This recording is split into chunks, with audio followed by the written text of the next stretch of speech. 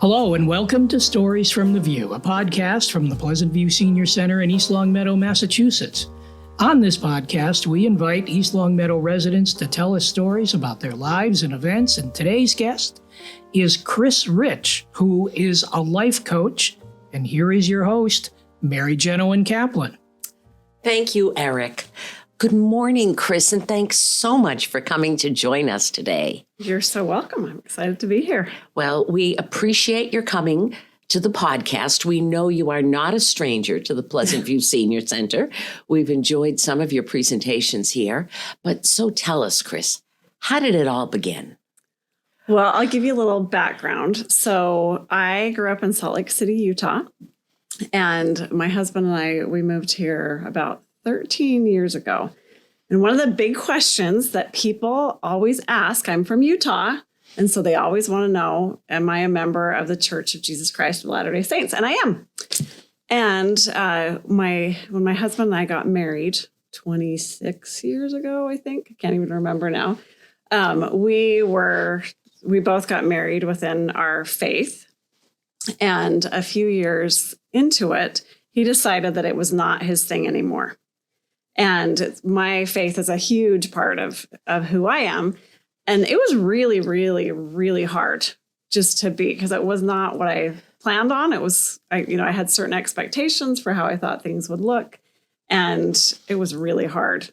And we've got three awesome kids. I'm kind of jumping in the story, but we have a 14-year-old son, a 19-year-old son who is in college at Emerson College, and a 21-year-old daughter who is currently studying in China at NYU University, who came to play volleyball with me for chair volleyball. She came to chair volleyball. It was wonderful. So much fun. So after life it looked very different than I was expecting it, and I had I was mad. I was resentful. I had a lot of emotions that no one ever teaches us what to do with our emotions. And so I had a lot of things like eating and avoiding and just carrying a lot of resentment and anger. And I spent years really just struggling with this situation. And I discovered, I started working with a life coach. And it was amazing, the change, because for years I had been trying to change my husband. I'd been trying to get him back on the same page that I was on, and it wasn't working. Darn. Can you believe that? So I had spent so much time and energy trying to change my husband. And then as my kids grew up, they realized that they had no interest in being a part of the faith either. And, I had spent so much time just looking back, I was trying to manipulate them and trying to get them to do things my way. And it just kept disconnecting us. Imagine that. And so when I started working with a coach, I started to understand. She helped me to see that instead of trying to change the people outside of us, we wanted to focus on us. And magical things happened when I, started loving my husband for who he is, because he's amazing. He's just a wonderful person. And I quit trying to change him, and I started working on me, and everything changed. So that's how I got introduced to coaching and why I wanted to do it. You wanted to share your good experience with others. Yeah. Very cool. So is there a life coach school? Did you have to go back to college? I did. There Really? is. There's and it's actually the school that I was trained at is called the Life Coach School. Huh. And Who knew? this was during COVID that I started, I got my training, and it's just been wonderful because you learn all these different tools to help people in different situations. And just the things that we talk about in coaching can help in any area of your life. So it's sort of like the cliche, it's not you, it's me. But it really is me, and I can change me. Yeah.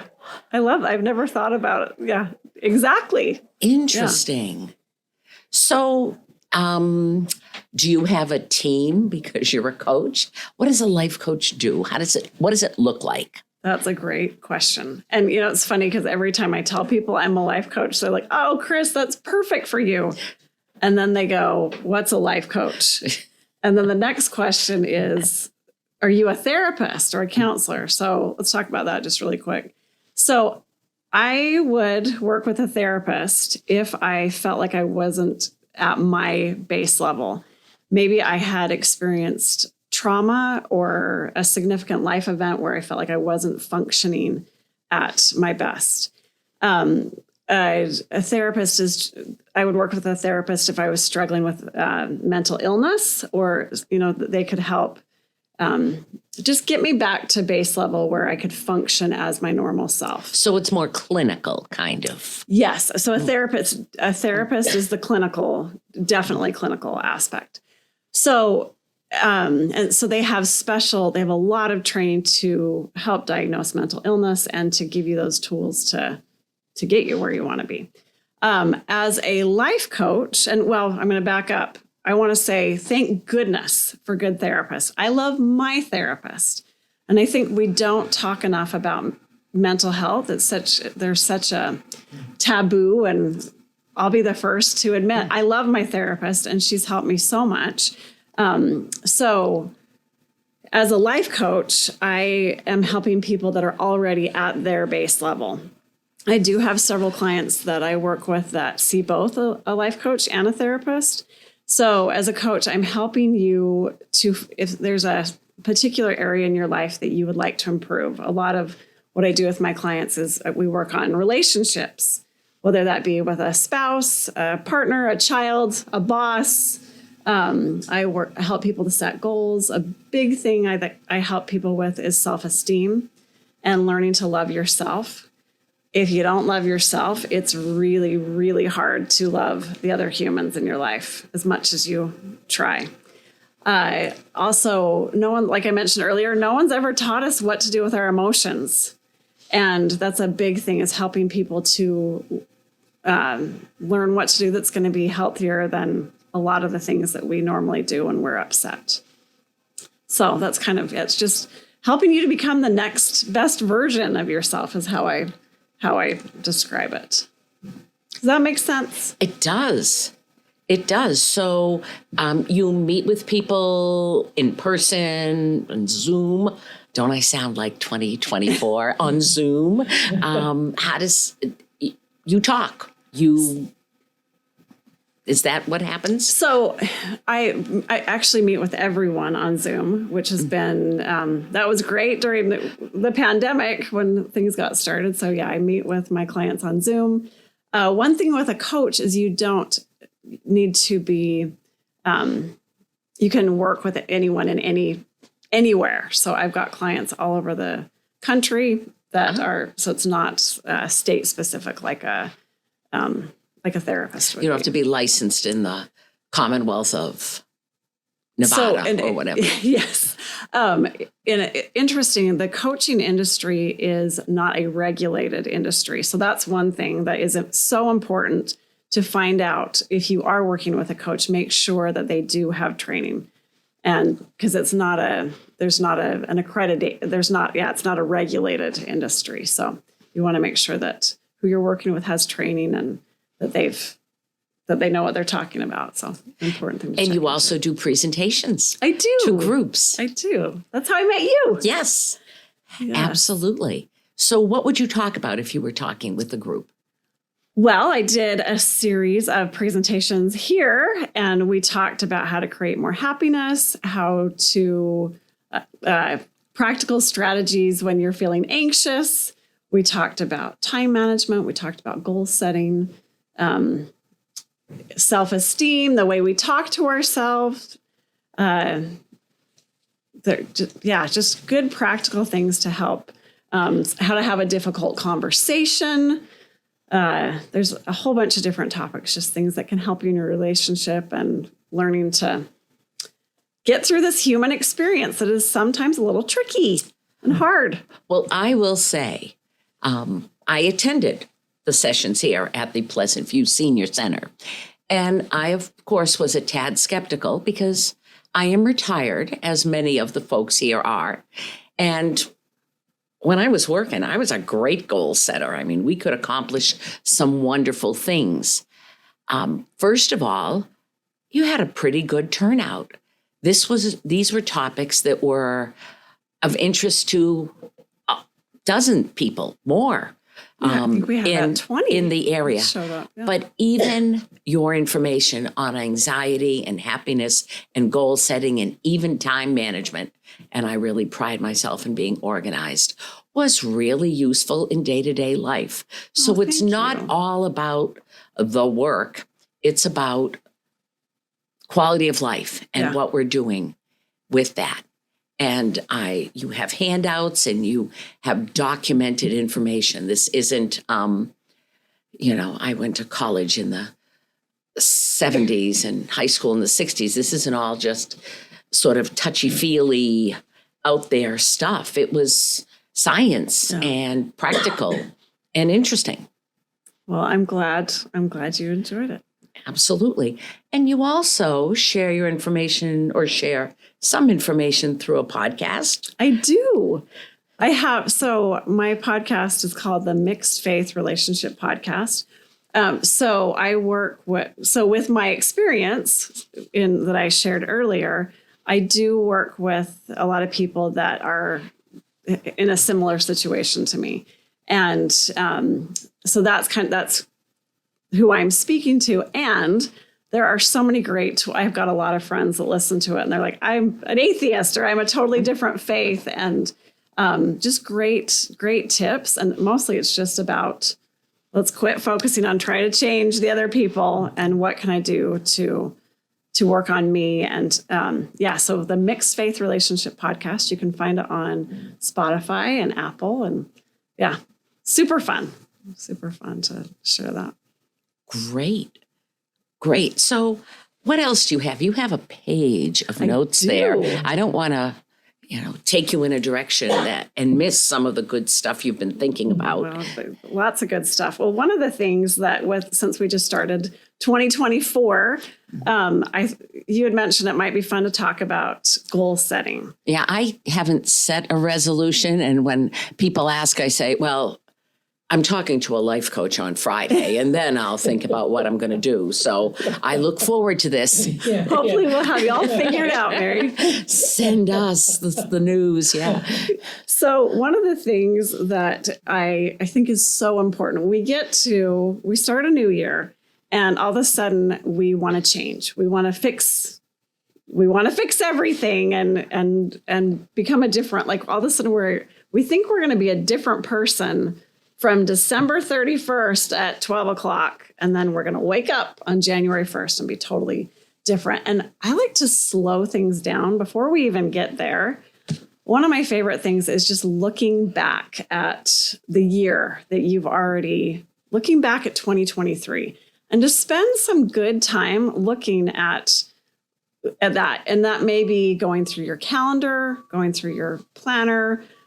If you have social media, going back and looking at photos, maybe it's just photos, and looking back at the things that happened in 2023, looking for the good. It's so easy to look back and be like, oh, 2023 or whatever was the worst year ever. And our brains are designed to look for problems. That's their job. Our brain's trying to keep us alive and keep us safe. So we're quick to notice the bad things. And a lot of times we don't see the good because and I love this quote. You'll hear me say this in every presentation. The eye sees what the brain looks for. So if I'm looking why 2023 was a bad year, I'm going to find it. There's going to be plenty of evidence. And every human that you talk to had hard things that happened in 2023, just like every other year. So I think it's important to look back at the good that happened and to notice all of it, but to recognize that there were some good things and there were some hard things. And I think that we want to train our brains to look for the good because our brains on default don't do that. They are designed to look for problems.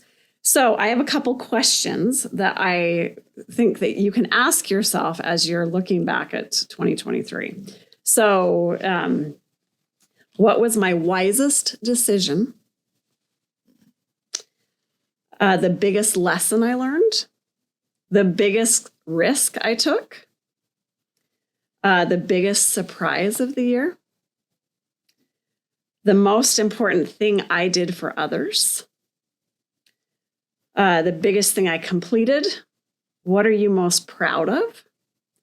I love these two questions I love. Who are the 3 people who influenced you the most? Who are the 3 people you influenced the most? I thought that was, I love these different questions to just look back and really think about what were the good things that you liked about it. And I don't know, I've got a bunch of other questions, but to look for what were maybe something you discovered about yourself. Maybe you went through something really hard.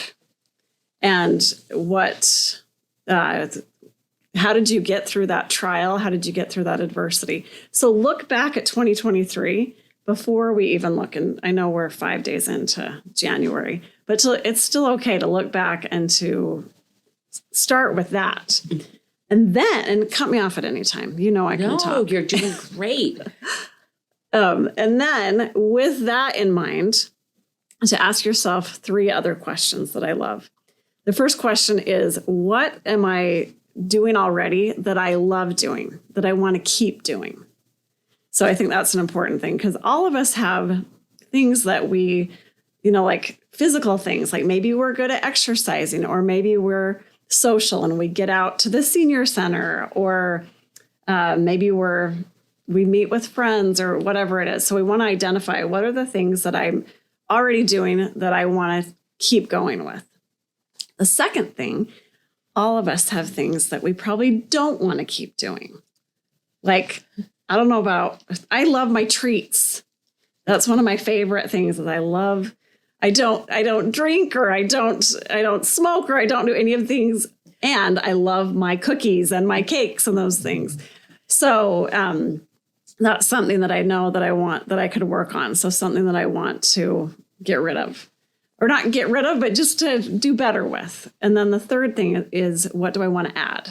So maybe that's getting more exercise, or getting to sleep earlier, or just what's something I want to change. So I love these questions to set goals with. So what you're doing that you want to do more of, what would you like to get rid of, and what might you like to add? Yes.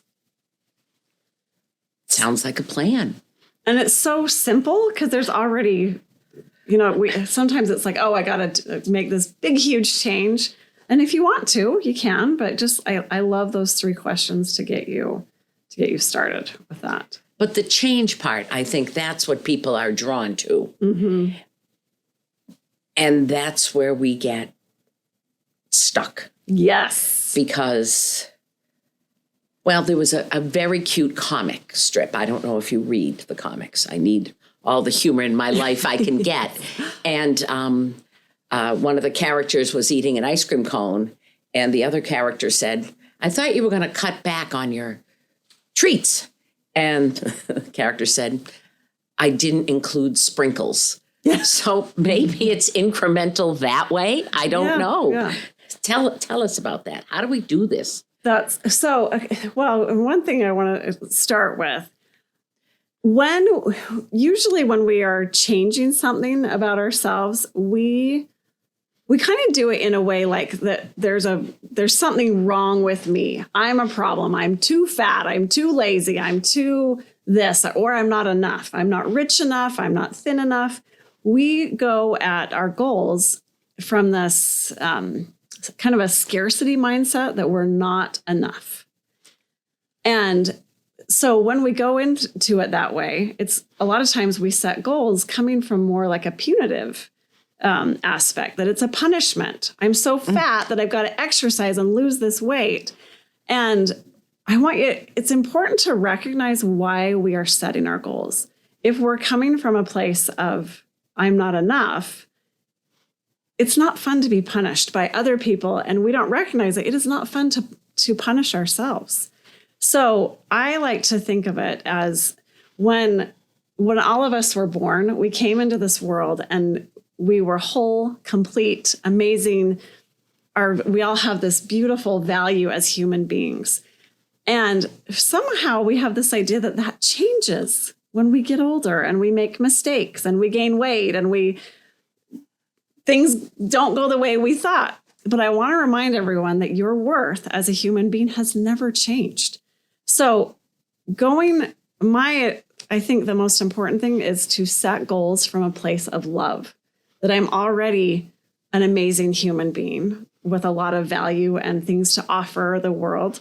And I want to set a goal because I love myself instead of I'm not good enough. We want to come from abundance instead of scarcity. And that's a big thing that I work with my clients on, because a lot of people are just like, yeah, it's too late.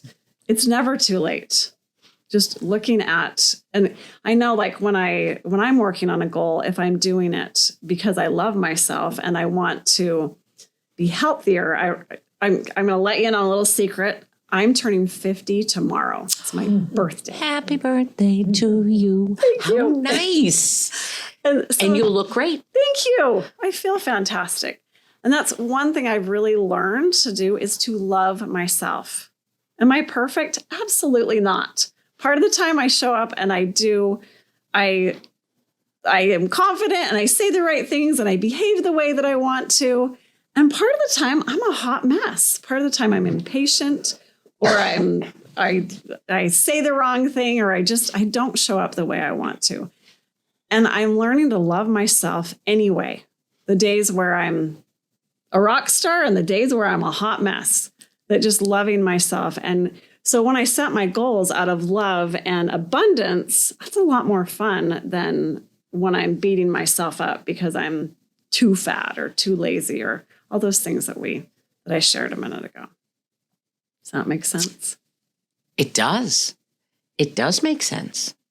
And so 50% of the time we're pretty darn good. Yep. And so if we have a goal and can work towards it, not every single minute, we shouldn't give up. Yeah. Because 50% of the time we're doing pretty good. Yeah. Nice. And another thing that I think is helpful that I don't know if you guys have seen this, but on social media, a lot of people are sharing how many books they read. And I've got friends that have read 70 books. And I remember seeing that last year and I just thought, oh my word, I've been doing other things and I do want to read. And so last year at the beginning of the year, I decided I do want to read more. And sometimes we set a goal like, okay, I'm going to read a book a week, or I'm going to read 20 pages a day, or we set these goals that they're kind of lofty. Stretch goals. Yes. We call them. Yeah. Yes. And for some people that totally works. For me, that does not. And I think that's the important thing. Take what works best for you. But I made a goal to read one page, just one page a day, because that's something that you can do in 3 minutes, 5 minutes, if you're distracted, like I sometimes get.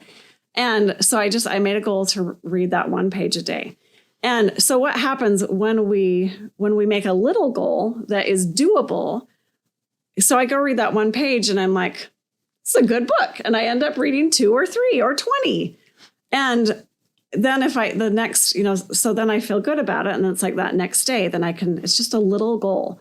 And then I start getting more motivated with those little things instead of some big thing. If I set a big goal, like read a book a week, for me, that's a big goal for me, unless it was Dr. Seuss or something like that. Then when we set goals that are too big, then we start beating ourselves up like, oh, I knew I couldn't do it. And yeah, this is never going to work.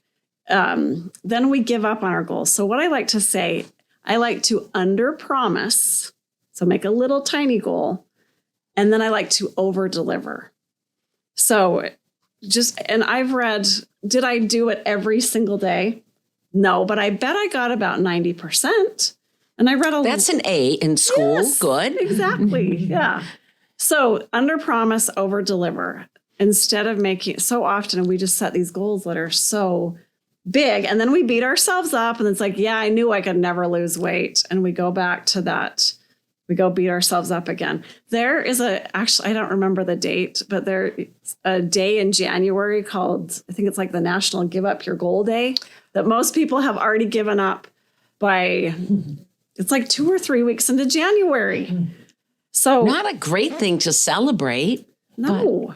So let's pick goals that we are doable and achievable and to do them out of love for ourselves instead of another example that I like to think of. Sometimes it's like we want to lose weight and we want to eat healthy. Well, so we just say like, I'm never eating sugar again. I'm just going to eat kale. And that lasts for about 10 minutes.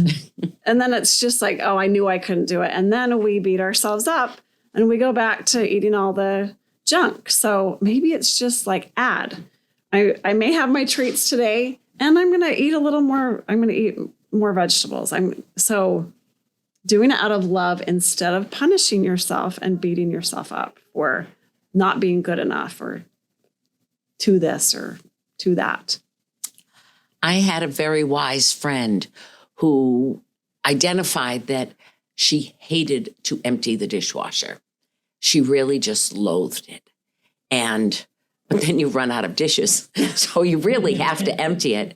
And she timed it one day and realized it only took her 9 minutes. And then reality struck. And for 9 minutes, she can empty the darn dishwasher. So sometimes I think, as you say, our brain is looking at this as a horrible task. Yeah. And so our eyes see it as such. But if you can look at it a different way, then maybe you can get over that. And one that makes me think of another thing so our brains are motivated by 3 things. Okay. They want, and remember, our brain's trying to keep us alive and safe. Good. Which we like. We like that. Our brains want to seek pleasure, avoid pain, and be really efficient. They want to keep doing the things to keep in the habits that we're already in because it's efficient. So when you're thinking about it, when you go to set a new goal, sometimes let's say that you want to start exercising more. So using that lens, I call that the motivational triad. Using that lens, is exercising pleasurable? Well, if you're not doing it, no, Mary's given me It might hurt. Yeah. You might have to go out in the cold. 25 degrees today. Yeah. So is it pleasurable? Not really. Is it painful? Could be. It could. Yeah. You might get blisters. You might get side aches. And it's hard work. You sweat. And is it efficient? Are you in the habit? No. So your brain is all of a sudden like, like it doesn't want to. So your brain thinks this is a bad idea. So it tells you feel like you're not motivated and you don't want to do it. So it's an important thing to understand about our brains. So they want to seek pleasure, avoid pain, and they want to be efficient. So if I'm trying to exercise, I want to find a way to make it fun, easy, and efficient. So I want to, like thinking of maybe exercising with a friend or listening to a podcast like this one. Or, maybe you reward yourself that after a week of walking, that you go get new sneakers or something. So we want to work with our brain instead of against it, because when we are fighting our own brains, we're going to lose every time. So I love those, thinking of that. What can I do to make it more fun, more easier, and more efficient? Maybe that's like laying your clothes out to go to the gym the night before. Mm-hmm. Go first thing in the morning before your brain wakes up and tells you not to. Yes. But then you can feel virtuous all day. I went to the gym. I walked. And to recognize, I think so often we think just because our brains are saying, oh, this is our brains they just want us to be safe and not Comfy and yeah. And you know what's safe and comfy? Sitting on my couch under a blanket in my jammies watching Netflix. That feels safe and eating comfy. a cookie. Eating a cookie or two. Or a piece Yay. of birthday cake. Yeah. So we want to work with our brains instead of fighting against it all the time. Oh my, you're right. You are so right. That has been so helpful. So Chris, do you have any parting thoughts or closing words or, I don't know, an inspirational song you'd like to share with us? What can you say? I've never had that I've never said that opportunity. here, but you could be the first. Wow. I wish I thought of a song. I think the big thing is trying to, it's so important that we love ourselves and to really work on that and to pay attention to how we're talking to ourselves, how we're treating to ourselves. And if you were, like with my kids, if I want to get them to do something, if I come at it from a positive viewpoint and instead of like, hey, you never empty the dishwasher, you never do this, we already know which is going to be easier. So think of that. How are you treating yourself with these goals that you're setting? Is it out of love and because you're an amazing human that can put more good into the world, or are you beating yourself up? Because it usually doesn't go well. And we keep doing it over and over again. So We do. We get into non-productive routines or ruts. yes. And Negativity. Yeah. negativity. And if we can appreciate that the reason we're exercising or shunning the cookie is because we will feel better Yeah. and we want to take care of ourselves. Out of love. Yeah. I love me and I want to feel good. So those are my thoughts. Those are great thoughts. Thank you so much for coming with us today, Chris. You're welcome. It is always a pleasure to hear you. And hopefully folks will check out your podcast, see what else you have to say. And they can I have a website. Uh-huh. So Chris Rich Coaching, Chris with a CH. And you can go to my website and I'm on Instagram, Facebook, Chris Rich Coaching. And you can also find me on my podcast, the Mixed Faith Relationship Podcast. And I coach on every topic. So don't let the mixed faith thing scare you away because it's all the same tools in whatever situation you're in. Excellent. Thank you. Tips everywhere. Yeah. Okay. Well, thank you so much, Chris. That wraps up another episode of Stories from the View. We'd like to thank our guest, Chris Rich. The Stories from the View podcast is available on the LCAT 01028 channel on YouTube and on Spotify. If you have a story you'd like to share on the program, contact Pleasant View Senior Center Director Erin Kobler by stopping by the Pleasant View Senior Center or by calling Erin 413-525-5436, extension 1401, or send Erin an email at erin.kobler@eastlongmeadowma.gov. Thanks for listening, and we'll see you next time on Stories from the View.